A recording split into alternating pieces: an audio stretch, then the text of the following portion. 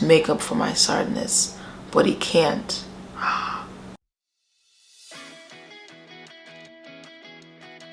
Hey, it's your girl Sheila Nye. Welcome back to my channel. Hi Niners, how are you doing?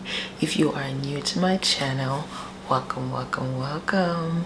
It is your girl Sheila Nye, and we are going to be doing another reaction video. What? Like usual, I will be reading from my phone, and the prompt today is AITA for saying I want to divorce my wife over things she did and comments she made while drunk. That's a sticky one, so I can't really give my opinion based on this prompt. So I am going to have to read this to give you my full opinion. This is from the Reddit thread AITAH, and this was posted by user Queasy_Hunter2147. Hi all, I, 24 male, and my wife, 26 female, have been going through issues recently. She hasn't been having a great time as her father is passing at the moment, and I have been supportive 100% of the way through. First of all, I would like to share my condolences to her on her father passing at the moment. I'll also like to note that you are being supportive 100% all the way through. That is what a partner would appreciate of their spouse at this moment, to be supportive of them in whatever they're going through. She recently confided in me that she just felt the need to unwind and wanted to just relax with a drink, which I was happy to fulfill. She asked if it was alright with inviting some mutual friends of ours, which I bet I didn't fully want to, but hey, whatever would make her happy, right? Wrong. I invited our friends and it all started alright, but my wife started getting a bit heavy on the drinks. Okay, firstly, you weren't really up for the idea of your wife bringing your mutual friends to the home, so that might have caused a little bit of tension with the already built up tension that you mentioned in the first line of this message. But we'll carry on. I tried to gently persuade her to stop drinking, but she wasn't having it and pushed me away. That's a tough one because people grieve differently, and in this case it seems that she wanted to have a drink and unwind, and maybe that was her way, her chosen way to grieve the passing of her father. And I understand wanting the best for your partner, but in this situation, if they don't want to put the drink down and they've already had too much, I don't know if there's a way to gently take the drinks off their hand, except for swapping the drinks with water. And if they find out, they're gonna be pissed, but if they're already drunk, they might not even realize that they're drinking water to sober up. But yeah, that's just my take on this. Okay, I eventually gave up on stopping her and just kept quiet for a while. After she poured herself a few more glasses, she started to get quite giddy and excited. I wasn't paying much mind to it, as it wasn't really my place to step in and stop her having fun. She got up from her chair and started walking towards me with arms out. I went to open mine too to have what I assumed was a hug, but she walked straight past me to one of our friends, sat on the sofa right behind me. She happily sat herself down suggestively on his lap and began her whole monologue of, "Oh, woe is me, and my dad is dying, and I'm just so sad, and I want my husband to do well in bed to make up for my sadness, but he can't." In front of your friends. Oh, I'm so sorry. The fact that you assumed it was a hug, but it wasn't, and then she went to your family friend's lap and said, oof, that's rough. Okay? I was stunned. I quite literally could not believe what I was hearing. The friend wasn't particularly happy to be stuck in this situation either. But I'm quite annoyed he didn't push her away or something before she kept going. I mean, he wasn't happy, though you knew he wasn't happy, so pushing her away might not have resolved the issue. But we're gonna continue reading. She then went on for about 10 consecutive minutes about how I'm horrendous as not only a partner, but as a friend, and how I can't even perform in bed to her standards. Okay. Yeah, going back to this, saying you want to divorce your wife over things she did and comments she made while drunk. Yeah. I guess that's the honest truth of how she was feeling towards you being her partner.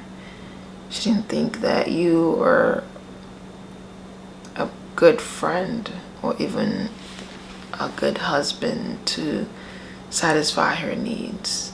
But then again, why is she putting all of that on you? Because I want my husband to do well in bed to make up for my sadness, but he can't. I don't think anyone can make up for your sadness. I think that's a personal thing, because no matter what anyone does, if you're already feeling sad, you will need to figure out why you're sad and then figure out how to make yourself happy. Like, no one is in charge of your happiness. So to combat sadness, you have to figure out what you need to do for yourself to become happy. And I understand in this case your father is dying, which is why you're sad. So to put that on your husband to make you, I don't think that's fair. It's also just not realistic.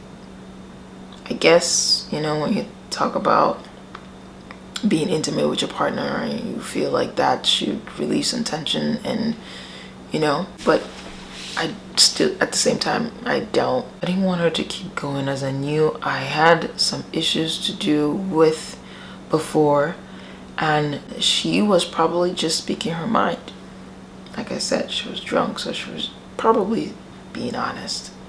But then the real gut punch came. She said, "To be honest, I think my dying dad would give me a better time than him." Whew, girl, you need to chill. Simmer down, my girl. I slowly got up and walked out of the room. As you should. You can't sit there and take all this insult. And she was just putting all the salt upon the injury. Like, it didn't even matter that you were in the room. She would have said this regardless. As soon as I was gone, I just broke down and started sobbing. I do not blame you. I would too. If my partner would think of me as such, it's then to compare you to a dying father. It was the worst feeling I've ever had. I went and I crashed at my brother's house for the night, and I woke up to about 10 missed calls and nearly 100 messages. When I opened my phone and read through it, she kept apologizing about what she did and begged me to come home. About halfway through the barrage of messages, she began berating me and calling me a villain, and saying that she was just having a hard time and the alcohol got to her. That does not excuse your behavior.